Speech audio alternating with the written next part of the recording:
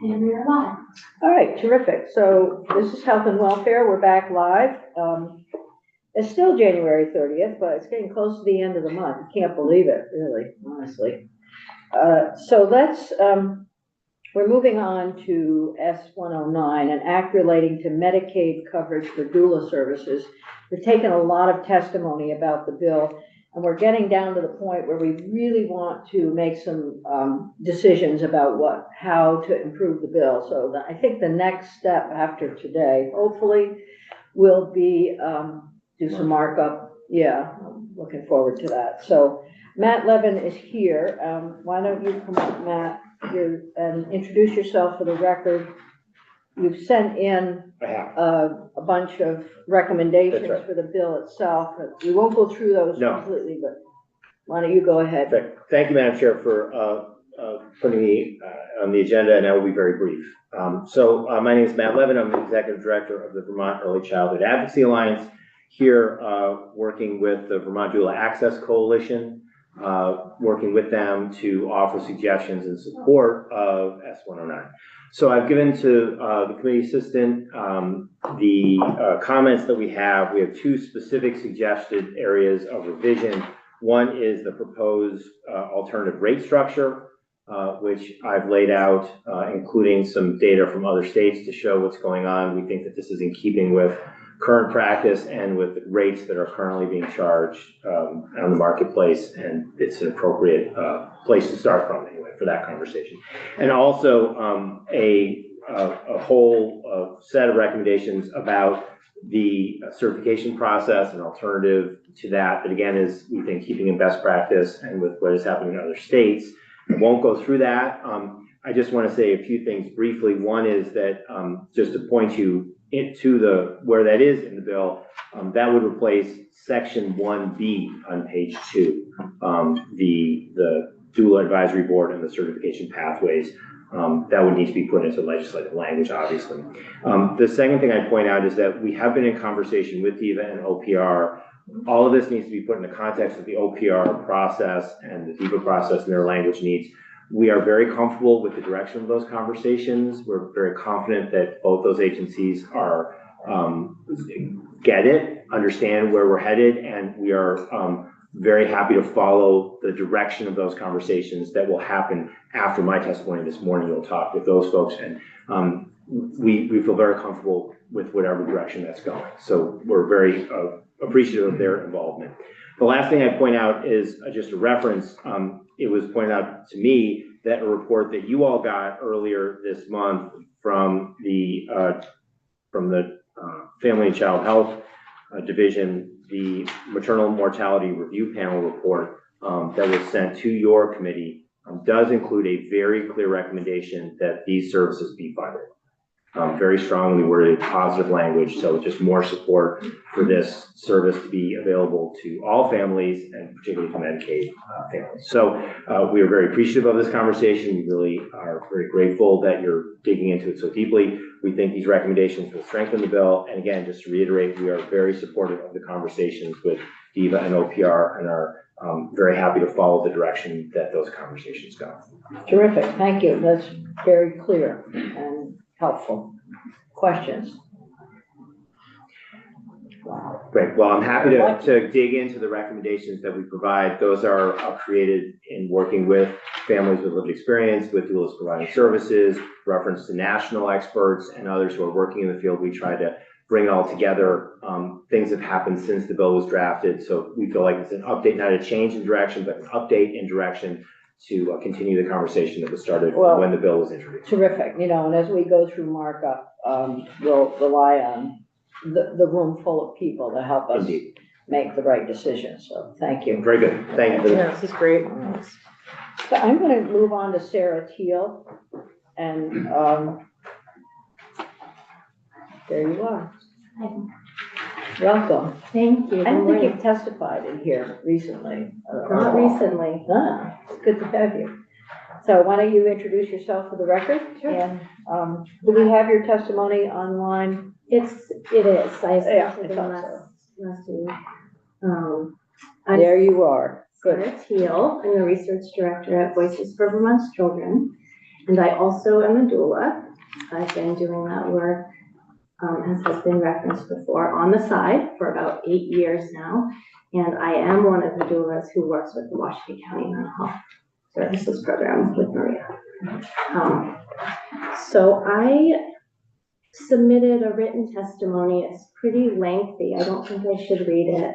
I did try to organize it so that if there were areas you wanted me to specifically get into. You know, I think it would help to get maybe the higher level of your testimony, and then as we're going through markup, I'm hopeful that you'll be in the room and we can all sort of coordinate decision-making. Would be good. Okay, no problem.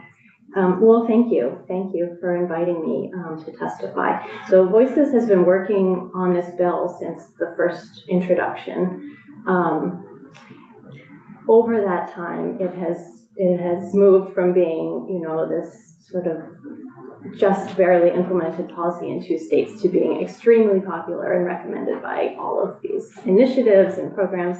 And so there's been really a lot of time to see how it unfolds elsewhere and what the roadblocks and problems have been, and then follow the best practices and recommendations that are emerging.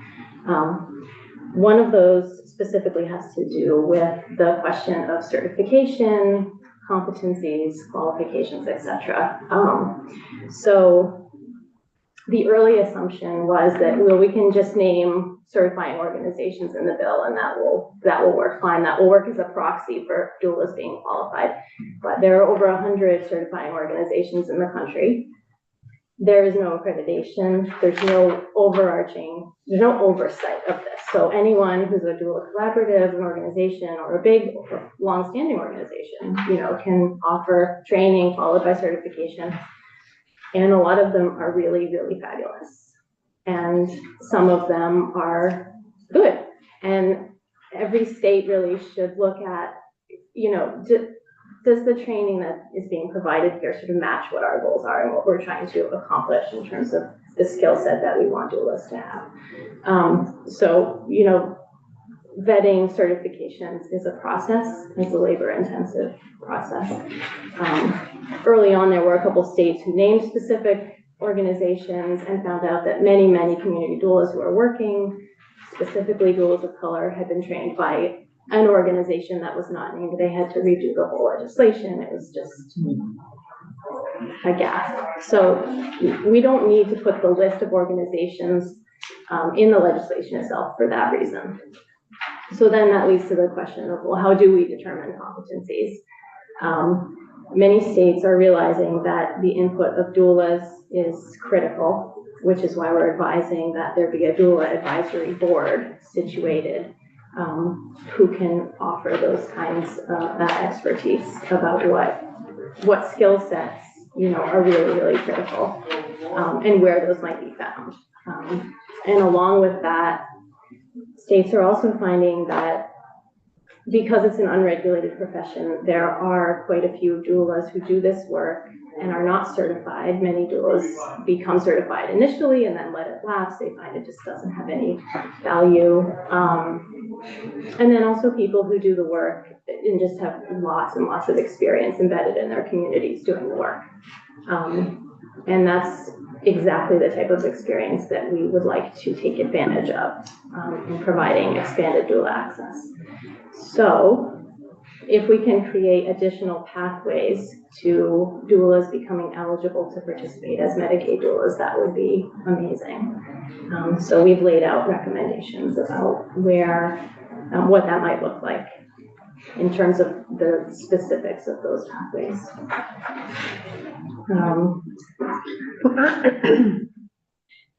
I just had a couple other points that I've heard come up.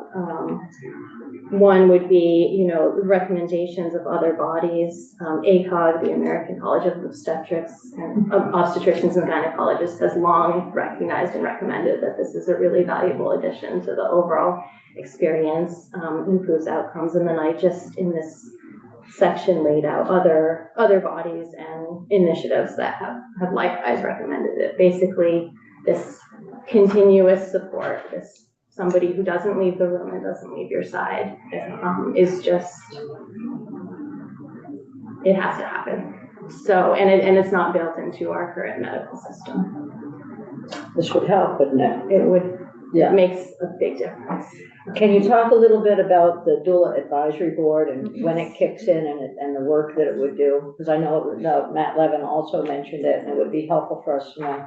I think that's gonna have to be in part of that conversation that he's referencing, that we need to have time to have with OVR and with DIVA, and like how those pieces would fit together.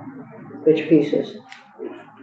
The, what the doula, how the doula, where the doula advisory board sits, I think it would sit in OPR, and, you know, Okay, the exact timeline, I'm not sure. okay, But the important thing is that it have a lot of doulas on it, and that those be doulas from historically marginalized populations, as well as family representation is really important. okay. And there's just one more piece that I'd like to just put out, which is sort of, I reference many times in my testimony, the importance of this principle of the integrity of the doula family relationship, which is that the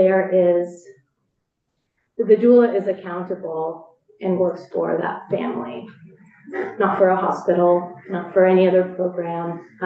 So however funding flows, it's extremely important that in that space and in that the duration of that relationship, the family can feel that this person is like working for me. And it's not adversarial, it's not anything like that. It's just, you know, that's why it works. And so that's a tricky thing to work out with Medicaid. Yeah, But that's like top priority. tricky to work out with any funding piece. Exactly. Yeah. Yeah, exactly. Okay. So some sort of firewall needs to remain in place regardless of the setting. You know. And if a family has to be transferred from one hospital to another or moved from home to the hospital, the doula goes with, right? So it sort of has to be tied to the person, not the venue. Okay. Yeah. We like these things that always become more complicated. The more you go. Sort of. I appreciate it, thank you. Thank you. Any questions for Sarah? Doing well. Okay, don't leave us. Okay, we need your support. You're a doula. Okay, so knowing that we're going forward here today, but then also when we start markup, it's going to be great to have folks like you in the. Yeah, very good. Thank you very much. Thank you. Thank you. So Carrie, did you want to make any comments on the bill or? Oh, not today. No, thank you. not today? Okay. Okay, great. So let's move on to Ashley Berliner and Lauren Lehman. You're both here, and are you coordinated in any way, or do you want to just go? No, you're not. Okay. So let's go with Ashley first, representing DIVA and Medicaid. So welcome. Why don't you introduce yourself for the record, and we'll hear what you have to say about doula and Medicaid. Thank you. Ashley Berliner, Director of Medicaid Policy for the state of Vermont. And I was here last week speaking on this version of the bill.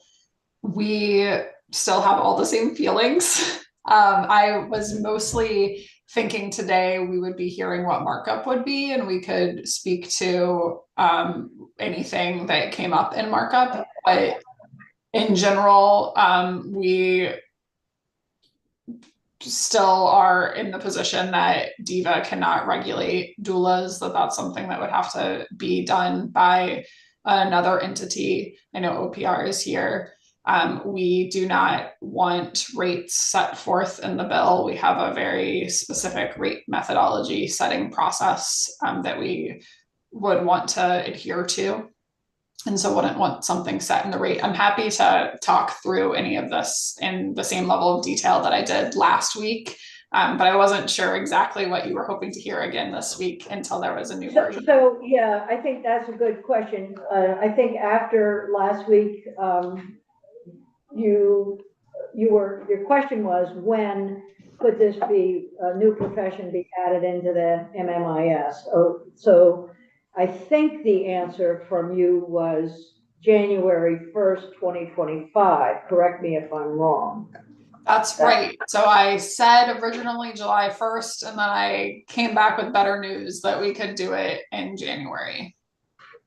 Okay, so January of 2025, then the profession would be within Medicaid, whatever decisions are made around the funding piece, and the certification piece, but DIVA would have something for us January 1st. That's really good news and appreciated very much.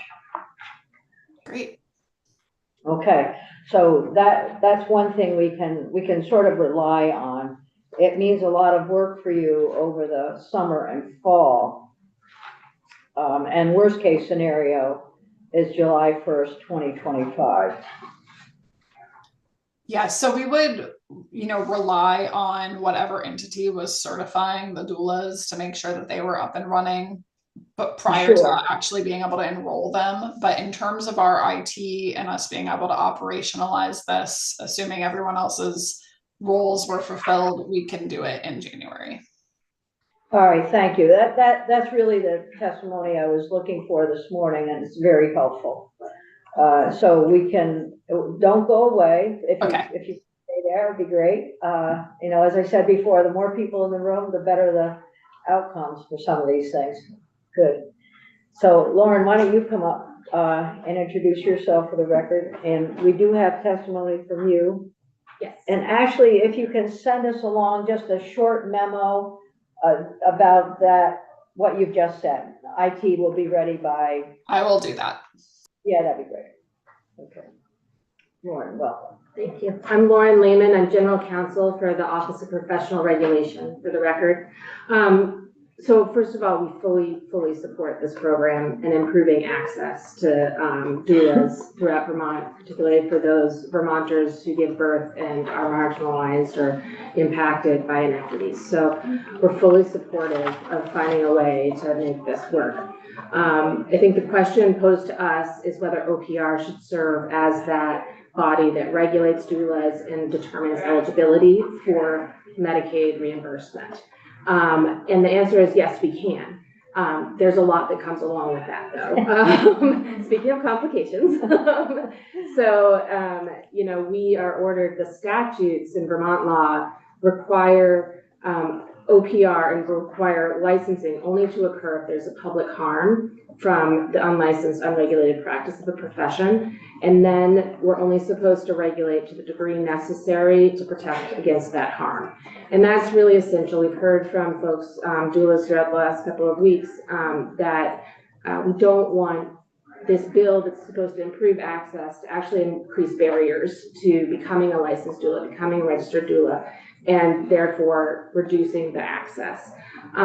So to do that assessment, to determine what the minimum necessary is, to determine the qualifications, as Sarah just spoke about, OPR's process is called a Sunrise Review. There's a number of criteria listed in Title 26, Chapter 57 to do an analysis. We do this pretty regularly to determine A, what the harm is, and B, what the correct fit is for legislation and what tool we should use for regulation. So all of that, we recommend strongly that occur, and it's absolutely necessary. I think the reason it's there and the reason we need it is because an ill-fitting structure, regulatory structure, again, actually increases barriers to licensure and prevents access, reduces access. So this analysis would look at that right-sized fit. Whether it's a doula advisory board or another model. I will also point out, the OPR funding model right now is that licensees fund their regulatory programs. So the cost of becoming a doula, there will be a fee for obtaining a doula license, for renewing that doula license every 2 years. That's something that we should consider also in our report, how we do that without driving people out of the field. I think our hope would be we would be able to do this report. The other thing I wanted to talk about was talking about that family relationship and the sanctity of it. OPR operates on a complaint, unprofessional conduct, due process enforcement basis. So to the extent that somebody complains about a doula's behavior, doula's activities that constitutes unprofessional conduct, doulas, if brought under the OPR umbrella, would be subject to that unprofessional conduct standards. It's just something to consider, not necessarily a deal breaker, but things to consider. So I think if, the bottom line is, I think OPR is a choice for regulation. We can definitely do it. We could do this Sunrise Report. We're not the only game in town. The other entities in the government regulate professions. We do most of them. So there are other options if you all choose to go a different direction. If it comes to us, strongly recommend doing, in fact, are mandated by law to do the Sunrise Report process. We could have the report done by January 1st, 2025. And then we'd need legislation adopting that certification. With that process, we could have it up and running by July 1st, 2025. So you've talked a great deal about licensure. Is that the recommendation that you're making now for licensure? Or is there any option for certification? I'm trying to understand. Yeah. So I use license as kind of the broad term to include registration, certification, or licensing. I put in the testimony, the written testimony, a little table distinguishing, but that's what we've determined through the Sunrise is what tool is the best fit for this. I haven't read Title 26 and relating to the Sunrise in a while, so I might go back and do that, but are there any elements of that Sunrise Report that might not fit exactly with this type of profession? So really the report is to inform you all about what the fit is, what the recommendations are. I can't think of a criteria that wouldn't fit off the top of my head, but if it didn't fit, what we would do would be to say in the report, we don't think this fits this profession because of X, Y, and Z and some alternative thoughts. Okay, and then another question, then I know that Senator Brewer's dying to ask a question. One of the things that we've heard is how important the core principles are to be a doula and how those might fit into your analysis. Core principles. So really the process is we engage a lot of stakeholders. The first thing we do would be to reach out to doulas, to Washington County, to bring folks into the room to see what they're doing. We would also look at what other states are doing in their formats. We would then look at the criteria and how each model would increase access, increase costs. But the principles themselves, what we've done with a lot of professions in the last couple of years have been, for peer support, for example, what we've recommended for peer support is there's a training that's going to be offered by a certain entity and they certify to us that that individual is trained, capable, and then we take that certification and turn it into a state license or a state certification. So there's a way to preserve those principles and to include them. I think the concern is determining what those principles are, who certifies them to us, where the training and standardization is. That's something we'll need to explore. Right, and so, we're not interested in listing all the 100 certification entities out there, which may have slightly different things, so. Right, and we're not. Your work with the doulas folks, association group. Right, and some of the things, some different models. So if we're not going certification, are we going apprenticeship? Are we going supervision? Are we doing mentorship? Those are different ways that we can kind of peel this potato to make it fit the principles and the needs of the doula community while still protecting the public. And still, when we give the certification, we're saying this person is qualified, trained, able to provide these services or is not a risk to the public. Senator. Thank you. Thanks for that. That was very interesting and I learned a lot. I'm wondering if you could share with me, because I have no idea what other government entities could oversee and regulate this. You mentioned there might be some. The Department of Health oversees some professions. The Agency of Education, though probably not appropriate here, oversees teachers, the A&R, so there's some oversight in agencies that have policy. So A&R oversees a lot of, the like well drillers, et cetera. We do the licensing for them now, but they used to do that. For peer support, Department of Mental Health, Department of Health will be in that space. So, there are other agencies that do the kind of registration, or even the training. I mean, theoretically, this could be part of the Dulce program. There's the midwife program, the Midwife EMTs program. over at Yeah. Department of Health. We don't want to get too complicated.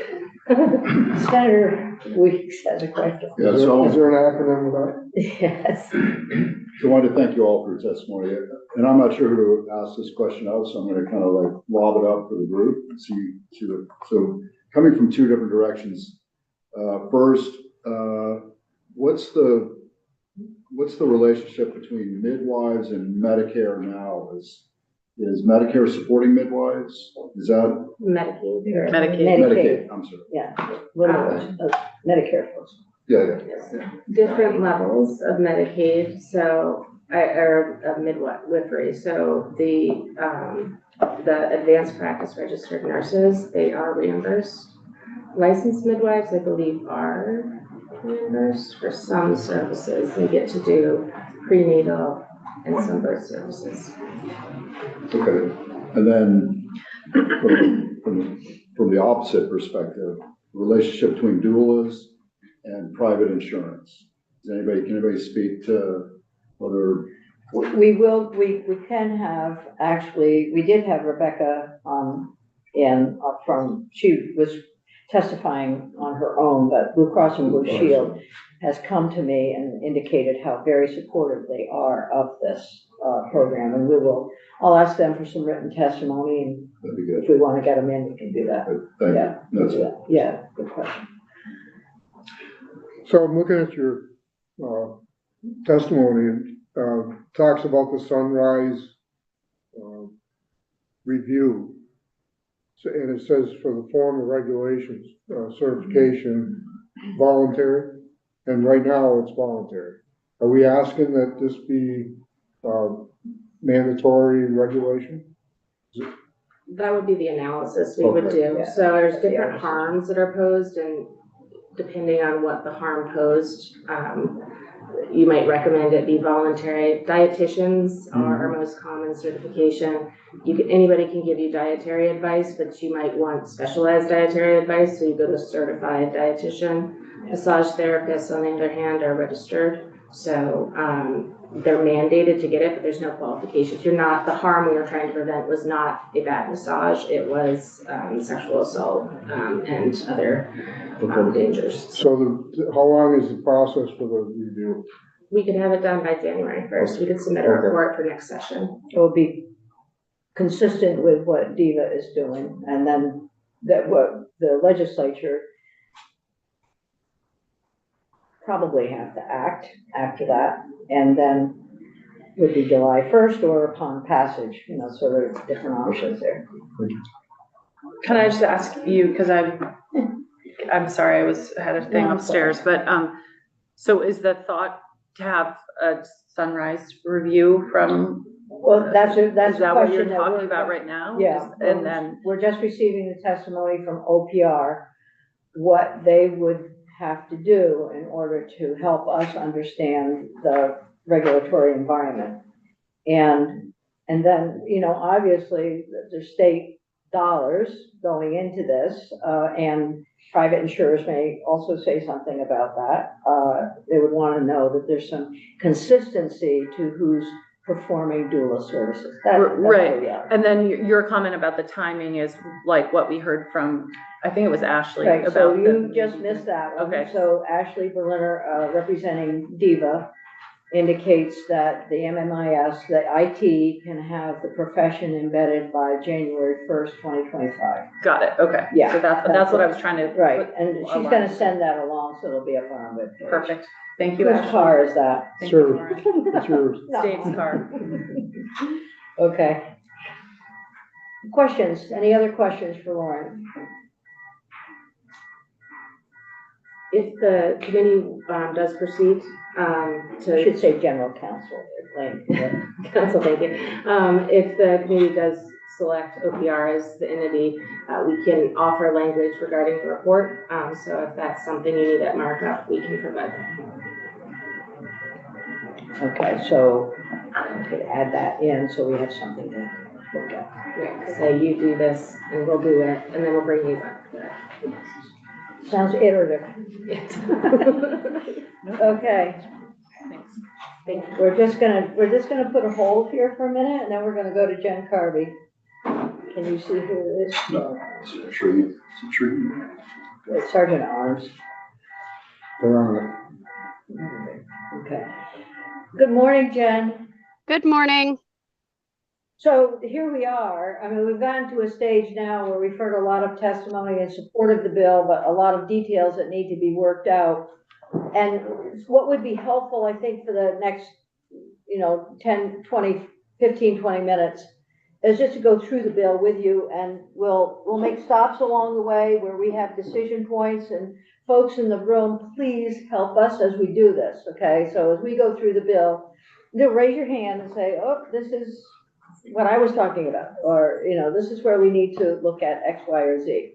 We obviously know that there's a money piece in here and how to deal with that.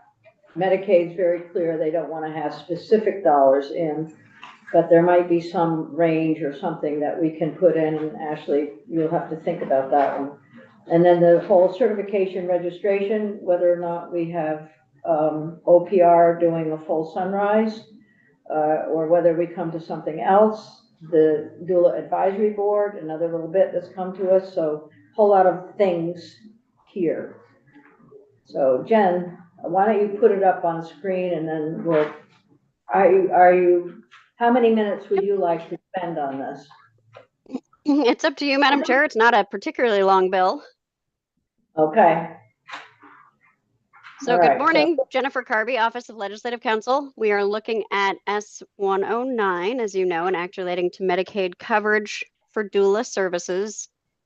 And the bill would, as introduced, would enact a new provision add a new section in 33 VSA Chapter 19 on medical assistance, which is where most of our Medicaid provisions are, requiring DIVA to provide reimbursement to a qualified doula for providing childbirth education and support services to individuals covered by Medicaid.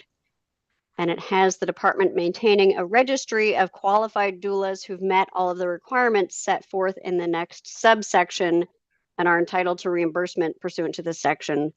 It specifies they don't get travel time or mileage expenses. So it sounds like a lot of how this is structured would be affected depending on how the committee chose to go ahead.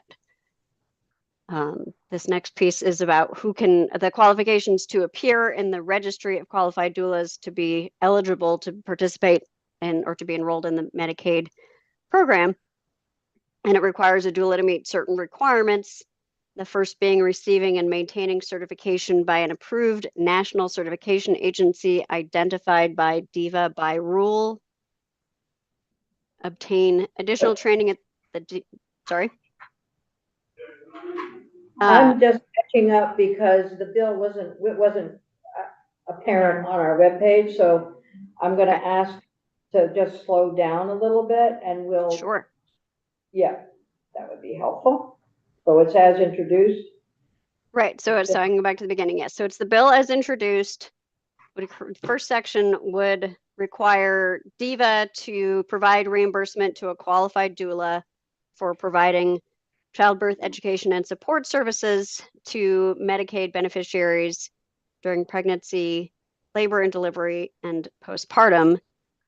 And it would have the department maintain a registry of qualified doulas who have met all of the requirements set forth in subsection B and are therefore entitled to reimbursement in the Medicaid program, with the specification that doulas would not be eligible for reimbursement for travel time or mileage expenses. Okay. then in order to appear in the registry of qualified doulas and be credentialed in or enrolled in the Medicaid program, a doula must meet certain requirements. The first is receiving and maintaining certification by an approved national certification agency identified by DVA by rule. Sounded like there are some proposals to take a different approach. Obtain additional training at the doula's own expense on certain topics, submit to a background check and fingerprinting, and maintain personal liability insurance. I could stop there. Okay, let's go through this slowly. So B is the registry, and then the question is, Right. in number 1, the first question is, it could be licensure, I don't know, but DVA has indicated that this is not their job. Am I accurate in representing that, Ashley? Yes. Okay, so this language will have to possibly be modified. It'll have to be embedded in with whatever we do with OPR. So just citing that. So Sarah, go ahead. I guess I'm a little curious if maybe it's a both and, like, because it's Medicaid, ultimately DVA will be sending those funds out. Yes. And they will have to have the list of the people they can send it to. So there'll be some kind of Like, communication there's a about complement- eligibility. Right. Yeah, okay. Like a predetermination that then goes to DVA. Yeah. Yeah, I mean, who's behind me? Lauren's right there. I mean, that happens all the time. DVA and OPR work together all the time on professions that are under the jurisdiction of OPR for licensure or registration or whatever, and then Medicaid gets the information, and so there's lots of communication back and forth. So I think having OPR do this work makes a lot of sense. Right, we're hearing that. And if I might, Madam Chair, I think what you're hearing is that perhaps all this language is premature, and that the bill itself would simply say, please initiate a process to help us, and then you come back and next year line out based on the results of the IT work at DVA and what they want to do, but also what OPR is going to do with the Sunrise study. So I think what this contemplates is perhaps getting ahead of the game, and the bill simply needs to ask the. For some people, it's getting ahead of the game. You know, there's some people in here who like to get this going right away, so, but you're right. You know, based on what we're hearing, that makes a lot of sense. Yes. Thank you, yeah. Go ahead, Senator Williams. So this, section 3, it says, private Vermont Health Access will seek a state plan amendment from the Centers for Medicare and Medicaid Services if needed. Does that make people that are on Medicare eligible too, or is that just the? No, that's just literally the name of the federal entity is the Okay, Center for Medicare and okay. Medicaid Services. Okay, thank you. Centers for, yes. No. Okay, so the first question is, you know, where all of this is going to happen when. So OPR doing a sunrise. And is there anybody around here, the room who feels that that would be an inappropriate step for us to place into the legislation? Can I just ask a question about that? Yes. Of Lauren. We're an open conversation. Okay. So is asking for a sunrise the right thing to ask you for? If we want this to happen, should we ask it in a different way of basically tell us how this can happen and how you recommend that it happen? Is that a sunrise? I just want to make sure we don't ask for the wrong thing and have you come back and be like, oh, this is what you asked us for. And we were like, no, we wanted this other thing. Lauren Lehman for the record. I think I'm happy to propose language. I think if you ask us to look into it, a way to regulate, the appropriate manner to regulate this in accordance with 26 VSA, like 3107, I think it is, that would say, you're telling us to regulate this, tell us how. Okay. So not necessarily a sunrise. It is a sunrise, it Okay, still falls but within that, but it's a. If you assumption provide that Yes, language, that there's would the be assumption that helpful. it happens, not Yeah. the assumption that it might not happen. Right. Yeah. Good.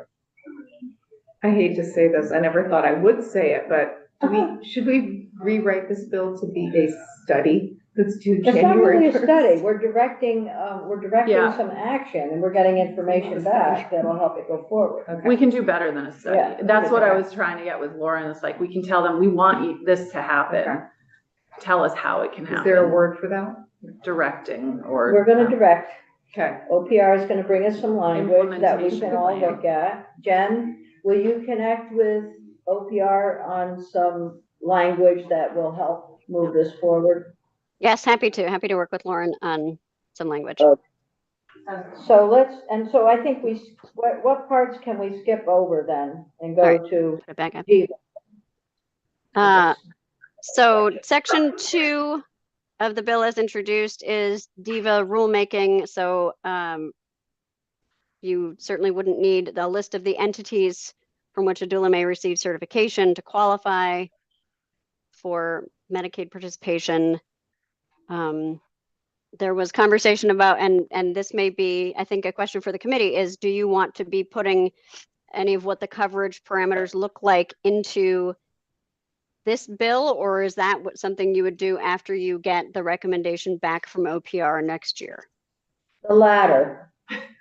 Okay. Well, but we do want to say something, we will say something as we go forward. We still have the doula advisory board consideration and core principles. So we want this to be consistent with what certification is available now. So there's gotta be some language that helps us make sure we're getting best practice. So, go ahead. In terms of the question you just asked, Jen, about the reimbursement, I think. We're not there yet, but go ahead. Oh, You can ask it. is that what you just asked? About the reimbursement numbers? or Right. Well, numbers? did you want to put anything? There was some suggestion that it might be either not appropriate to put numbers, Right. dollar numbers into the legislation at all, or that they should be different numbers. Right, so that's what I wanted. Oh, sorry. But Jen. well, that's okay. Some of the questions, I think the kind of overarching question I have for you is, are you taking this step by step where you're going to have OPR report back and then figure out from that what the Medicaid coverage looks like? Or are you going to require Medicaid coverage Let me answer that. at a date in the future? Yeah, so we've heard comments about other states, what other states are doing. We've also heard that DIVA does not want numbers in the bill, but I do think we should give some reference points for coverage. So maybe it's a top dollar or a bottom dollar, or a range of some type. Because once this comes back, it could go quickly. So having some intent, unless, so I do think we should do something there, but go ahead, Senator Hart, you were chomping at the bit. Well, I was gonna just say that what you just said, that I think we heard to not put them on, and I agree, we shouldn't put the numbers in the legislation, but we could put something about a percentage or something, or a reference point to put, because DIVA, I don't know if Ashley's still with us, I can't see her, but, She is. DIVA has a reimbursement calculation process, right, Ashley? Where you figure out how much to reimburse individual types of services? Yes. So, right, we go through a process. It depends on the service. This isn't something that Medicare pays for, so we don't go through the kind of Medicare pinned methodology, but we have a process that includes looking at other state Medicaid programs, commercial programs, talking to professional groups, working with national vendors around how to set an appropriate rate that first and foremost assures access. So we're not at all interested in setting a rate that is not going to be accessible for doulas to provide coverage to Medicaid members. Yeah. Yeah, so I think, here's what I think.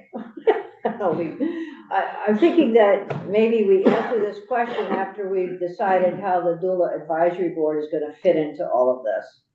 Well, I don't want to put a different process for for Diva to go through than they do for other. No, That, I don't think that's fair to Diva. no, but certainly other states are already working with this and we have some information, so But I it sounded agree like with Ashley said that's what they do anyway, is Yeah, they look they at do. other states and they look at, they Then work with we providers also- and all yeah, that we want stuff. them to So, work with the folks who are here in Yeah. Vermont as well. Yeah, no, I think we're all in agreement with that, I hope. Oh, what else is there here, Jen? So this idea of an advisory board may fit with some of what OPR is coming back to you with. I think they have different models for how they regulate different professions, but certainly know there's an advisor or advisory board model. So I don't know if you would want to create something, some sort of advisory board before hearing the recommendation from OPR about how best to structure the regulation of this profession. Or we could simply ask for consideration of how or what type of and how an advisory board might fit into the recommendation that you're making, as part of the recommendation. Lauren Lehman, for the record, we have an advisory board model for licensed midwives right now, and it's odd because we're not sure what the role is. They're great and we try to work with them, but I think we could find a structure that would make it more integral to the process of Okay. licensing. Okay. So what it sounds like is there's some language that could be brought back to the committee from work between OPR and Ledge Council and the doulas, as well as perhaps Ashley, if you can weigh in and make some comments around the payment structure. And then we'll take it from there. And I know that we'll have to hear from JFO. We'll have to have Nolan come and make comment as well. So that's where we are. I think it's a good place. We're moving. We may not be moving at the hare's pace, but we're moving faster than the tortoise, so let's just keep going. All right. I think we're good. We good? Does that sound like fun? Okay. Thank you all. Thanks for being here. And the next time, so Jen, thank you, and Ashley as well. The next time we put this bill up, we'll have some language in front of us that